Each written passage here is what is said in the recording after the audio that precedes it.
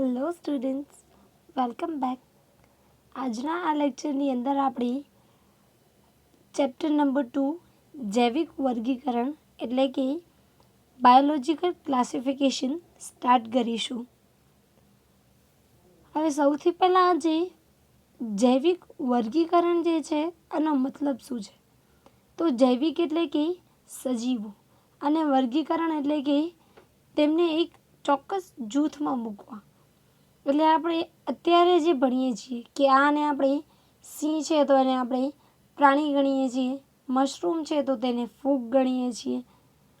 આવી જ રીતે લીલા પર્ણો ધરાવે છે તો તેને આપણે વનસ્પતિ કહીએ છીએ.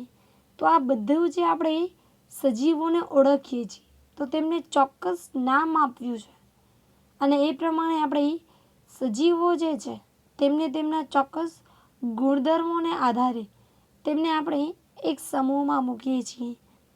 જેમ કે જો લીલા પર્ણો ધરાવે છે અને પ્રકાશ સંશ્લેષણ કરે છે તો આપણે તેને વનસ્પતિ કહીએ છીએ. તો આવી રીતે આપણે દરેક સજીવોનું જે અસરકારક જૂથમાં વહેંચણી કરીએ છીએ તેને આપણે જૈવિક વર્ગીકરણ કહીએ છીએ. હવે સૌપ્રથમ આ જે વર્ગીકરણ એટલે કે ક્લાસિફિકેશન શબ્દ જે છે તે ડી કેન્ડોલ દ્વારા આપવામાં આવ્યું હતું. અને આ જે સજીવોનું વર્ગીકરણ છે એ માત્ર અત્યારે જ એટલે કે આધુનિક યુગમાં જ છે અથવા તો વૈજ્ઞાનિક યુગમાં જ છે એવું નથી, પરંતુ પ્રાચીન સમયમાં પણ સજીવોનું વર્ગીકરણ થતું હતું. પણ જે વર્ગીકરણ થવાના સિદ્ધાંતો હોય અથવા તો શેના આધારે વર્ગીકરણ કરવું એ બધું અલગ અલગ હતું. જેમ કે જ્યારે માનવની સંસ્કૃતિ વિકાસ પામતી હતી એટલે કે જ્યારે મનુષ્ય આ પૃથ્વી પર આવ્યો ત્યારના સમયની આપણે વાત કરીએ તો ત્યારે વૈજ્ઞાનિક ઢબ અનુસાર કાંઈ પણ નહોતું થતું. એટલે કે સાયન્ટિફિકલી કોઈ પણ વસ્તુ જે છે એનો કોઈને ખ્યાલ પણ નહોતો. તો તે સમયની અંદર જે સજીવો અસ્તિત્વ ધરાવતા હતા એ સજીવોનું વર્ગીકરણ તે જૂના સમયમાં પણ થયું હતું. પણ આ વર્ગીકરણ જે છે એ કોઈ ચોક્કસ વૈજ્ઞાનિક ધોરણને આધારે નહીં. જેમ કે આપણે અત્યારે કેમ કહીએ છીએ કે જે હલનચલન કરી શકે છે અથવા તો જે બોલી શકે છે, બાકી બધી પ્રજનન વૃદ્ધિ જેવી ક્રિયાઓ કરી શકે છે તો તેને આપણે પ્રાણી કહીએ છીએ. તો તે એક એનું ચોક્કસ વૈજ્ઞાનિક ધોરણ છે. તો શરૂઆતમાં આ વર્ગીકરણ એ વૈજ્ઞાનિક ધોરણને આધારે નહીં, પરંતુ જે એમની સજીવોની પ્રકૃતિ છે તે પ્રાકૃતિક ધોરણે કરવામાં આવ્યું. જેમ કે મનુષ્ય જેનો અથવા તો બીજા પ્રાણીઓ જેનો ખોરાક તરીકે ઉપયોગ કરી શકે તેને ખોરાકમાં, એવી જ રીતે જે આશ્રય માટે ઉપયોગી છે તે આશ્રયના આધારે અને પહેરવેશ એ પ્રમાણે જે મનુષ્યની આવશ્યકતાઓ હતી એટલે કે કયા સજીવોનો તે ખોરાક તરીકે ઉપયોગ કરી શકે છે, કયા સજીવોનો આશ્રય માટે ઉપયોગ કરી શકે છે, કયા સજીવો તેને પહેરવેશમાં કામ આવી શકે, એ બધા સજીવોને અથવા તો એ સજીવોની ઉપયોગિતાના આધારે તેમણે વર્ગીકરણ કર્યું. સૌપ્રથમ જે અલગ અલગ વૈજ્ઞાનિક ધોરણો છે તેના આધારે જો વર્ગીકરણ કરવાયું તો તે છે એરિસ્ટોટલ. હવે એરિસ્ટોટલથી પહેલાં જે ભારતના વિવિધ ગ્રંથો છે તે પૈકીનું એક સુશ્રુત સંહિતા, તેની અંદર પણ સજીવોના વર્ગીકરણનો ઉલ્લેખ છે. હવે આ શરૂઆતના સમયમાં જે જૈવિક વર્ગીકરણ માટે પ્રયાસો થયા છે તો આપણે આ વર્ગીકરણનો ઇતિહાસ જોઈએ તો સૌપ્રથમ વર્ગીકરણ જે છે તે ગ્રીક તત્વચિંતક એરિસ્ટોટલે કર્યું હતું.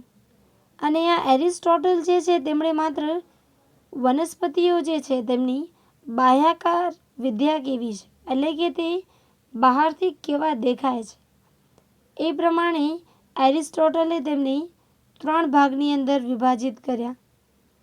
જેમાં જે સૌથી નાના કદના છે જેમ કે બારમાસીના એ બધા, તો તેનો છોડ તરીકે વર્ગીકરણ, ત્યારબાદ સૂપ એટલે કે ટામેટાં, રીંગણ એવી કદની જે વનસ્પતિઓ છે તે સૂપ, ત્યારબાદ જે મોટા ઘટાદાર વનસ્પતિઓ છે તેનું વૃક્ષ. તો આવી રીતે એરિસ્ટોટલે વનસ્પતિઓને છોડ એટલે કે હર્બ્સ, પછી સૂપ એટલે કે શ્રબ્સ અને વૃક્ષ એટલે કે ટ્રીસ આવી રીતે 3 ભાગની અંદર વિભાજિત કર્યું છે. તો આ જે 3 ભાગ છે એ મુખ્યત્વે તેમની બાહ્યાકાર વિદ્યામાં જે પ્રકાંડ છે તો એ પ્રકાંડ ઓછો મજબૂત છે કે ખૂબ જ વધારે મજબૂત છે તે પ્રમાણે તેમણે તેમને છોડ, સૂપ અને વૃક્ષોમાં વિભાજિત કર્યા છે. આવી જ રીતે પ્રાણીઓ જે છે તે પ્રાણીઓને પણ તેમણે 2 સમૂહમાં વિભાજિત કર્યા. એક એવો સમૂહ કે જેની અંદર બધા જ પ્રાણીઓ લાલ રંગનું રુધિર ધરાવે છે અને જે લાલ રંગનું રુધિર નથી ધરાવતા તેમને બધાને બીજા સમૂહમાં મૂક્યો. તો સૌપ્રથમ આવી રીતે વૈજ્ઞાનિક ધોરણોને અનુસરી અને એરિસ્ટોટલ એ પહેલાં એવા તત્વચિંતક છે જેમણે આ સજીવોનું વર્ગીકરણ કર્યું. ત્યારબાદ દ્વિસૃષ્ટીય વર્ગીકરણ પદ્ધતિ જે છે તે લિનિયસ દ્વારા આપવામાં આવી હતી. એટલે કે લિનિયસ જે છે તેમણે આ પૃથ્વી પર જે સજીવો અસ્તિત્વ ધરાવે છે તેમને 2 અલગ અલગ દ્વિસૃષ્ટિમાં વિભાજિત કર્યો, જેને આપણે લિનિયસની દ્વિસૃષ્ટિ વર્ગીકરણ પદ્ધતિ કહીએ છીએ. અને આ લિનિયસે આ પૃથ્વી પર જેટલા પણ સજીવો છે તેમનો સમાવેશ માત્ર 2 જ સમુદાય, એક વનસ્પતિ સમુદાય અને બીજો પ્રાણી સમુદાય, આ 2 રીતે વિભાજિત કર્યા. અને આ જે વનસ્પતિ અથવા તો પ્રાણી એટલે કે કોઈ પણ સજીવ છે એ કાં તો વનસ્પતિ હશે અથવા તો પ્રાણી, એ આધારે તેમણે વર્ગીકૃત કર્યા. અને આ પદ્ધતિ છે એ અત્યાર સુધી અસ્તિત્વ ધરાવતી હતી. પરંતુ જેમ જેમ સજીવોનું વર્ગીકરણ કરવાનો વૈજ્ઞાનિક દૃષ્ટિકોણ નિર્માણ પામતું ગયું તેમ તેમ આ જે દ્વિસૃષ્ટિ વર્ગીકરણ પદ્ધતિ છે એનો ઉપયોગ ધીમે ધીમે ઓછો થતો ગયો. કારણ કે આ પદ્ધતિ દ્વારા આપણે આદિકોષ કેન્દ્રી અને સુકોષ કેન્દ્રી, આ ઉપરાંત એકકોષી અને બહુકોષી તથા પ્રકાશ સંશ્લેષી અને અપ્રકાશ સંશ્લેષી એ વચ્ચે આપણે તફાવત નહોતા કરી શકતા કે પ્રાણી સૃષ્ટિની અંદર કયા સજીવો એકકોષી છે, કયા બહુકોષી છે. જો તે એકકોષી હોય કે બહુકોષી તેનો આપણે પ્રાણીઓમાં જ સમાવેશ કરતા. તો આવી રીતે આ જે વર્ગીકરણ છે એ વર્ગીકરણ એ અત્યારે ઉપયોગમાં નથી આવતું. હવે કોઈ પણ સજીવ જે છે તેની બાહ્યાકાર વિદ્યા ઉપરાંત બીજા કેટલાક લક્ષણો, જેમ કે તે સજીવમાં જે પાયાનો એકમ કોષ છે તે કોષની રચના કેવી છે, એટલે કે તે આદિકોષ કેન્દ્રી છે, સુકોષ કેન્દ્રી છે, તેના કોષીય આવરણ તરીકે શું આવેલું છે, ત્યારબાદ કોષ દિવાલની પ્રકૃતિ કે જો તે સજીવ કોષ દિવાલ ધરાવે છે તો તેમાં કયા પ્રકારની કોષ દિવાલ છે અથવા તો તે કોષ દિવાલ એ કયા દ્રવ્યની બનેલી છે તેના આધારે, આ ઉપરાંત પોષણના આધારે એટલે કે તે સજીવ પોતાનો ખોરાક જાતે બનાવે છે કે નથી બનાવતું, આ ઉપરાંત તેના નૈસર્ગિક નિવાસસ્થાન એટલે કે તે કુદરતી રીતે કયા કયા નિવાસસ્થાનોમાં વસવાટ કરે છે, આ ઉપરાંત તેમના ઉદ્વિકાસીય સંબંધો એટલે કે આ પર્ટિક્યુલર સજીવ જે છે તે કયા બીજા સજીવો સાથે સરખામણી ધરાવે છે અથવા તો તે કોઈ સમાન પૂર્વજમાંથી ઉત્પન્ન થયા છે કે નહીં, આ ઉપરાંત તે કઈ રીતે પ્રજનન કરે છે. આ બધા જ મુદ્દાઓ જે છે એ અત્યારના સમયમાં મુખ્યત્વે આપણે વર્ગીકરણ માટે ઉપયોગમાં લઈએ છીએ.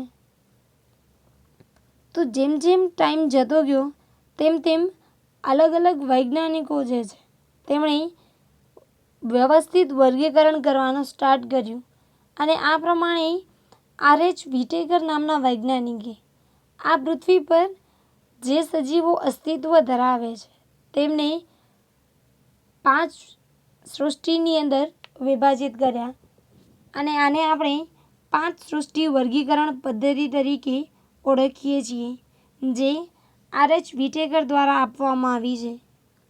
તેની અંદર મુખ્ય 2 જૂથ આદિકોષ કેન્દ્રી અને સુકોષ કેન્દ્રી. આદિકોષ કેન્દ્રી એટલે કે પ્રોકેરિયોટિક અને સુકોષ કેન્દ્રી એટલે કે યુકેરિયોટિક. તો સૌપ્રથમ આપણે જે બધા આદિકોષ કેન્દ્રી સજીવો છે તેનો આપણે એક સૃષ્ટિ મોનેરામાં સમાવેશ કરીએ છીએ. ત્યારબાદ જે સુકોષ કેન્દ્રી સજીવો છે એની અંદર પણ 2 ભાગ છે. એક છે એકકોષી સજીવો અને બીજા છે બહુકોષી સજીવો. તો આ એકકોષી સજીવોની જે સૃષ્ટિ છે તે છે પ્રોટિસ્ટા. ત્યારબાદ પાછા જે બહુકોષી સજીવો છે તેની અંદર પણ 2 ભાગ પડે છે. એક છે કોષ દિવાલ યુક્ત અને બીજા છે કોષ દિવાલ વગરના. તો આ જે કોષ દિવાલવાળા સજીવો છે અને પાછા જો તે સ્વયંપોષી છે એટલે કે પોતાનો ખોરાક જાતે બનાવે છે, જેને આપણે ફોટોટ્રોપિક કહીએ છીએ, તો તેમની એક સૃષ્ટિ વનસ્પતિ સૃષ્ટિ એટલે કે પ્લાન્ટી સૃષ્ટિ. અને જો તે સજીવો પોતાનો ખોરાક જાતે નથી બનાવતા એટલે કે વિષમપોષી સજીવો જે છે તેમને આપણે અલગ સૃષ્ટિ ફંજાઈ એટલે કે ફૂગમાં સમાવેશ કરીએ છીએ. અને આ ઉપરાંત એવા બહુકોષી સજીવો કે જે કોષ દિવાલ નથી ધરાવતા તેનો આપણે એનિમેલિયાઈ એટલે કે પ્રાણી સૃષ્ટિમાં સમાવેશ કરીએ છીએ. તો આ પ્રમાણે વ્હિટેકર જે છે એમણે પૃથ્વી પર અસ્તિત્વ ધરાવતા બધા જ સજીવોને મોનેરા, પ્રોટિસ્ટા, ફૂગ, વનસ્પતિ અને પ્રાણી આવી રીતે 4 સૃષ્ટિની અંદર વિભાજિત કર્યા છે. અને તેમણે સજીવો જે છે એમના ચોક્કસ લક્ષણો જેમ કે કોષનો પ્રકાર, કોષ દિવાલ, કોષ કેન્દ્ર પટલ, તેમનું દૈહિક આયોજન અને પોષણ પદ્ધતિ આ મુખ્ય લક્ષણોને ધ્યાનમાં રાખી અને સજીવોને 5 સૃષ્ટિમાં વિભાજિત કર્યા. હવે આપણે 5 સૃષ્ટિના દરેક સજીવો જે છે એટલે કે જે સજીવોનો આપણે આ સૃષ્ટિમાં સમાવેશ કરીએ છીએ તે સજીવો કયા લક્ષણો ધરાવે છે તેનો અભ્યાસ કરીએ. તો સૌથી પહેલાં છે મોનેરા સૃષ્ટિ.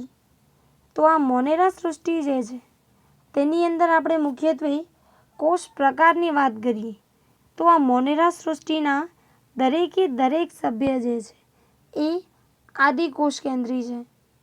આપણે આદિકોષ કેન્દ્રી અને સુકોષ કેન્દ્રી સજીવો વિશે ચેપ્ટર નંબર 8માં અભ્યાસ કર્યો હતો.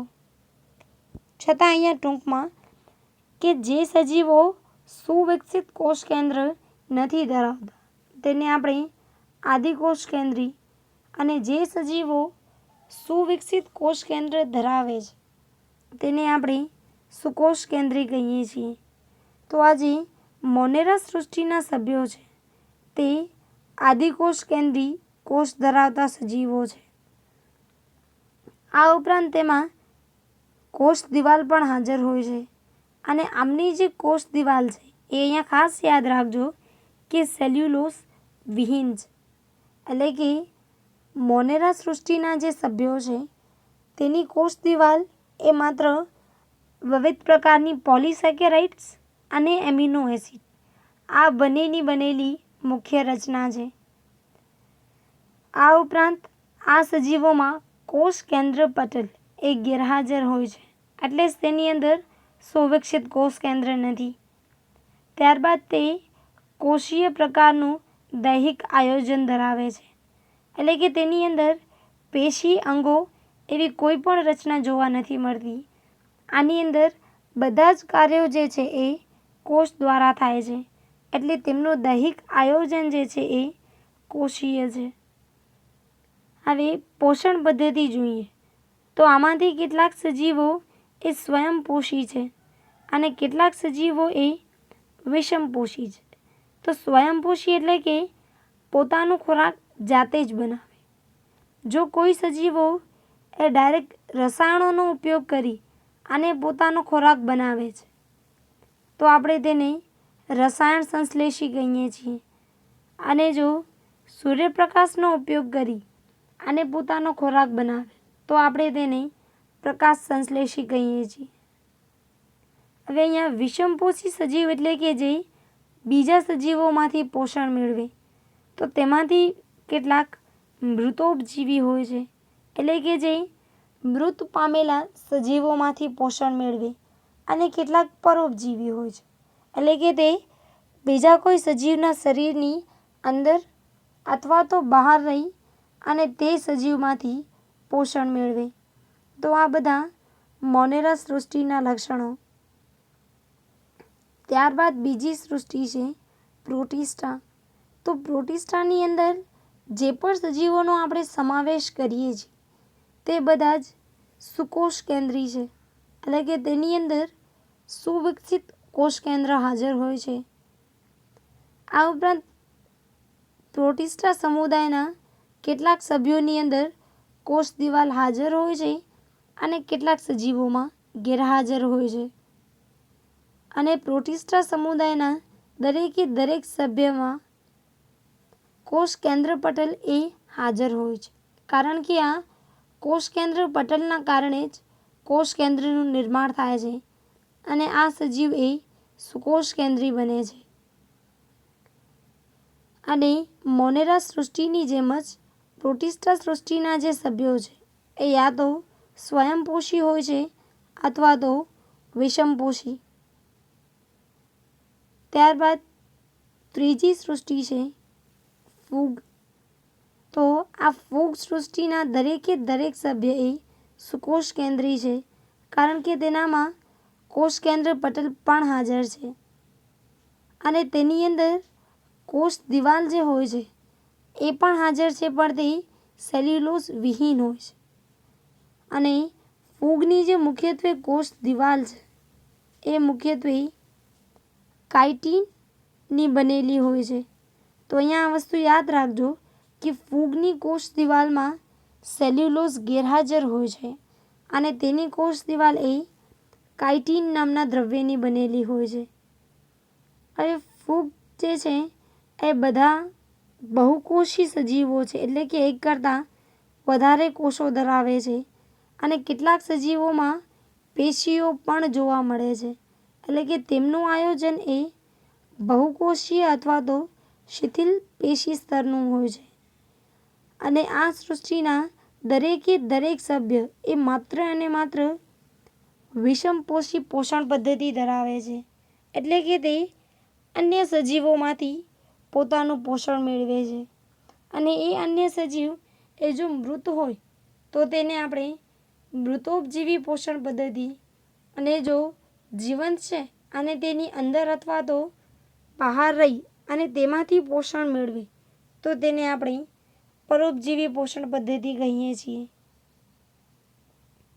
ત્યારબાદ ચોથી સૃષ્ટિ છે વનસ્પતિ સૃષ્ટિ. વનસ્પતિ સૃષ્ટિના પણ દરેક સભ્યો એ સુકોષ કેન્દ્રી છે અને તેમની જે કોષ દિવાલ છે એ સેલ્યુલોઝ યુક્ત છે, એટલે કે લગભગ દરેકે દરેક વનસ્પતિ જે છે તેની કોષ દિવાલમાં આ સેલ્યુલોઝ દ્રવ્ય હાજર હોય છે.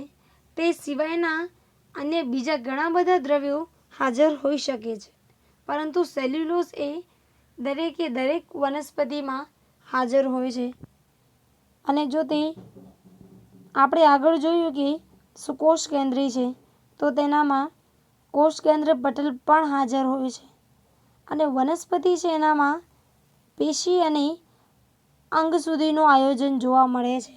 જેમ કે વનસ્પતિ જે છે એ જો નીચલી કક્ષાની વનસ્પતિ છે તો તે અલગ અલગ અંગો જેમ કે મૂળ, પ્રકાંડ, પર્ણ, પુષ્પ, ફળ વગેરે નથી ધરાવતી.